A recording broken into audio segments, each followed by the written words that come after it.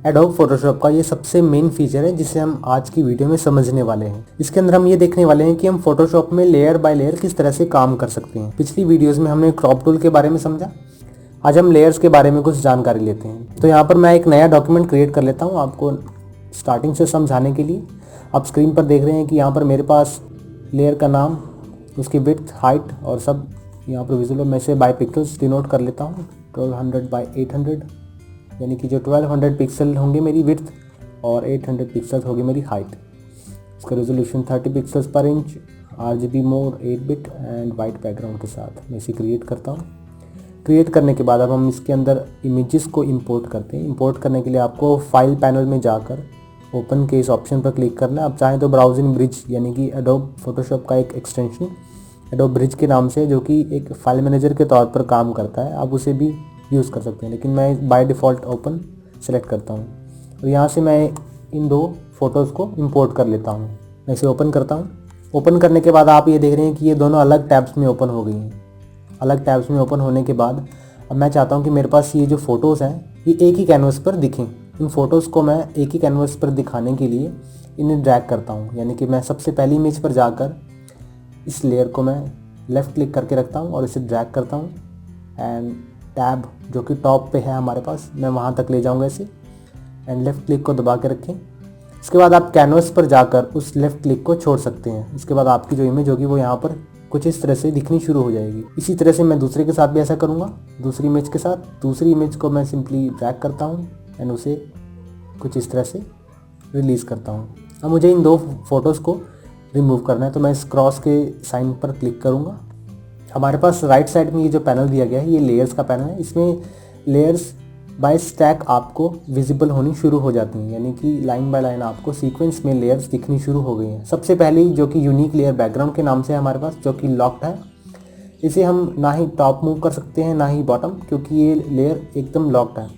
क्योंकि ये layer locked है इसीलिए इस लॉक को हटाने के लिए मैं इस लेयर पर डबल क्लिक करता हूँ एंड देन ओके। इसके बाद मैं इस लेयर को इंडिपेंडेंटली कहीं भी मूव कर सकता हूँ। इस आई के बटन से आप उस फोटो को डिसेबल या विजिबल करके देख सकते हैं कुछ इस तरह से।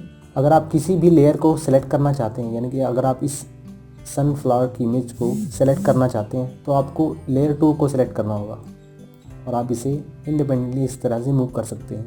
इसी तरह से लेयर 1 को सेलेक्ट करने के लिए आपको लेयर 1 पर क्लिक करना होगा। इसके बाद मैं इन सभी लेयर्स को इनविजिबल कर देता हूँ और आप यहाँ पर देख पा रहे हैं एक चेकबॉक्स मार्क है और अब आप स्क्रीन पर एक चेकबोर्ड मार्क देख पा रहे हैं। इस चेकबॉक्स मार्क का मीनिंग ट्रांसपेरेंसी से है कि हमारे पास इस वक्त कोई भी लेयर एक्टिव नहीं है, तो ये हमें ट्रांसपेरेंसी विजिबल करता है, यानी कि ट्रांसपेरेंसी रिप्रेजेंट करता है। इसके बाद मैं इसे इनेबल कर देता हूँ एंड अब अपनी लेयर्स को नाम देते हैं। अपनी लेयर्स को नाम देने के लिए आपको लेयर के बटन पर डबल क्लिक करना होगा, जिसे आप इसे रीनेम कर सकते हैं। मैं इसमें नाम देता हूँ बैकग्राउंड। इस तरह से दूसरी इमेज को भी एंड देन थर्ड वन।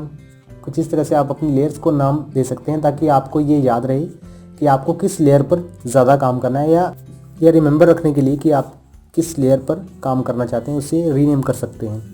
इसके बाद चलते हैं लेयर्स की पोजीशन की तरफ। लेयर की पोजीशन अब आप यहाँ पर देख पा रहे हैं कि मेरे पास ये जो सनफ्लावर है ये बहुत ही स्केल्ड है, यानी कि मुझे ये जो इमेज है ये बहुत बड़ी दिख रही है। मैं इसे अपनी जगह पर लाने के लिए, इसकी पोजीशन पर लाने के लिए, इसकी स्केलिंग पर लाने के लिए मैं क्या करूँगा, एडिट में जाकर मैं यहाँ पर ट्रांसफॉर्म के इस ऑप्शन पर होवर करता हूँ एंड देन स्केल सेलेक्ट करता हूँ। स्केल सेलेक्ट करने के बाद आपके पास ना कुछ पॉइंटर्स विजिबल होने शुरू होंगे, जो कि अभी नहीं दिख पाएंगे क्योंकि आपका जो कैनवस है वो जूम्ड है, यानी कि आपको इसके लिए जूम आउट करना होगा उन सभी कंट्रोल्स को देखने के लिए। उन सभी कंट्रोल्स को मैं स्क्रीन पर देखने के लिए व्यू पैनल में जाता हूँ एंड देन उसके बाद फिट ऑन स्क्रीन के इस ऑप्शन पर क्लिक करता हूँ, तो आप उसे कुछ इस तरह से देख पाएंगे। ये हमारी जो इमेज थी ये हमारे कैनवस से कुछ ज़्यादा बड़ी थी।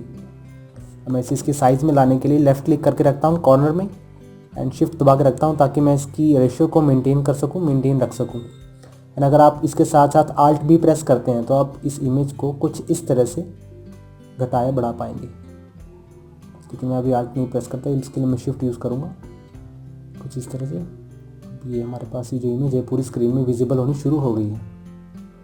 इसी तरह से मैं दूसरी इमेज को भी चेंज करूँगा। मैं इसे हाइड कर देता हूँ ताकि मैं इसकी नीचे की इमेज को देख पाऊँ। एडिट में जाकर ट्रांसफॉर्म एंड देन स्केल। जिस तरह से हमने पिछली इमेज को रिसाइज़ किया उसी तरह से हम इस पिक्चर को भी ठीक करेंगे, कुछ इस तरह से। अब मैं व्यू टैब में जाकर दोबारा से फिट टू स्क्रीन करता हूँ, तो मैं अपनी स्क्रीन को, अपनी कैनवस को इस तरह से फिट कर पाऊँगा अपनी स्क्रीन पे। एंड देन आप गाइड्स के ओवरव्यू को देखते हैं। यहाँ पर हमारे पास गाइडलाइन नाम से एक ऑप्शन है, हम इसका छोटा सा ओवरव्यू ले लेते हैं, जिसको मैं व्यू टैब में जाकर न्यू गाइड के ऑप्शन पर क्लिक करता हूँ तो मैं एक न्यू गाइड क्रिएट कर सकता हूँ। पोजीशन बाय इंचेस 50% मैं इसे सेलेक्ट करता हूँ, तो क्योंकि मैं हाफ एरिया में अपनी इमेज को दिखाना चाहता हूँ, यानी कि इस कैनवस के हाफ साइज़ में मैं टॉप साइड पे उस इमेज को दिखाना चाहता हूँ। इसके लिए मैं हॉरिजॉन्टली एक गाइडलाइन खींचूँगा, एक गाइडलाइन दूंगा, ताकि मैं एक मेजरमेंट के लिए, ताकि मुझे ये याद रहे कि मेरी इमेज किस एरिया में शो हो। इसे ओके करता हूँ तो मेरे पास यहाँ गाइडलाइन शो होनी शुरू हो जाएगी। अब मैं मर्की टूल सेलेक्ट करता हूँ। मर्की टूल सेलेक्ट करने के बाद इस एरिया को सिलेक्ट कर लेता हूँ जिसे मुझे डिलीट करना है। मैं निचले एरिया को बिल्कुल भी नहीं चाहता कि ये मुझे दिखे, मैं इसे डिलीट कर देता हूँ। अपने कीबोर्ड पर डिलीट बटन पर प्रेस करें तो आप इसे डिलीट कर पाएंगे, लेकिन इसके लिए आपको एक बात ध्यान में रखनी होगी कि आप जिस लेयर को डिलीट करना चाहते हैं आपकी वही लेयर सिलेक्टेड हो। वैसे यहाँ से सनफ्लावर सेलेक्ट कर देता हूँ एंड देन कीबोर्ड पर प्रेस करता हूँ डिलीट नाम से बटन, एंड हमारे पास अब जो फ़ोटो शो होने वाली है वो टॉप बॉटम, एंड देन हमारे पास जो टॉप के एरिया में फ़ोटो शो हो रही है वो सनफ्लावर की हो रही है।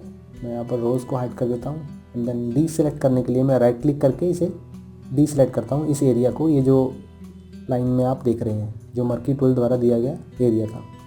मैं इसे डी सेलेक्ट करता हूँ। डी सेलेक्ट करने के बाद अब आप इस लेयर को जब ऑन करते हैं तो आप इस लेयर रिलेटेड ऑप्शंस को समझ पाएंगे कि हम लेयर्स में किस तरह से काम करते हैं। इसी तरह से आप लेयर्स को अपने अकॉर्डिंगली मैनेज कर सकते हैं, चेंज कर सकते हैं। बाय मर्की टूल आप पर्टिकुलर लेयर के एरिया को भी डिलीट कर सकते हैं, लेकिन अगर आप इसके इन्वर्स को सिलेक्ट करना चाहते हैं, यानी कि जैसे आपने रोज़ को सिलेक्ट किया लेकिन अब आप इन लेफ़्ट और राइट साइड के एरिया को सिलेक्ट करना चाहते हो रोज़ पिक्चर में, तो मैं इसमें राइट क्लिक करके इसमें सेलेक्ट इन्वर्स के ऑप्शन पर क्लिक करता हूँ, तो मेरे पास ये जो इन्वर्स है वो सिलेक्ट हो गया है। एंड देन मैं अपने कीबोर्ड पर डिलीट अगर प्रेस करता हूँ तो ये इमेज कुछ इस तरह से दिखेगी हमें। मैं मर्की मार्क्स को डी सेलेक्ट करता हूँ इसे रिमूव करने के लिए अपनी पूरी पिक्चर से, तो ये कुछ इस तरह से आपको दिखे। लेकिन अगर आप चाहते हैं कि आपकी जो गाइड्स हैं ये व्यू टैब में न्यू गाइड क्लिक करके नहीं लाना चाहते, लेकिन अगर आप ये जो गाइड्स हैं ये मैनुअली जनरेट करना चाहते हैं, तो इसके लिए आपको व्यू टैब में जाना होगा एंड देन रूलर्स में। मैं रूलर्स को ऑन कर देता हूँ तो आप यहाँ से रूलर देख पाएंगे और अपनी गाइड्स को आप सिंपली यहाँ से ड्रैग करके क्रिएट कर सकते हैं कि आपको किस एरिया तक कितनी इमेज विजिबल करवानी है या रिप्रेजेंट करवानी है। आप चाहें तो इसे हॉरिजॉन्टली मैनेज कर सकते हैं या क्रिएट कर सकते हैं, या चाहें तो वर्टिकली, कुछ इस तरह से। एडोब फोटोशॉप में रेशियो को मेंटेन करने के लिए हम इन गाइड्स का यूज़ करते हैं।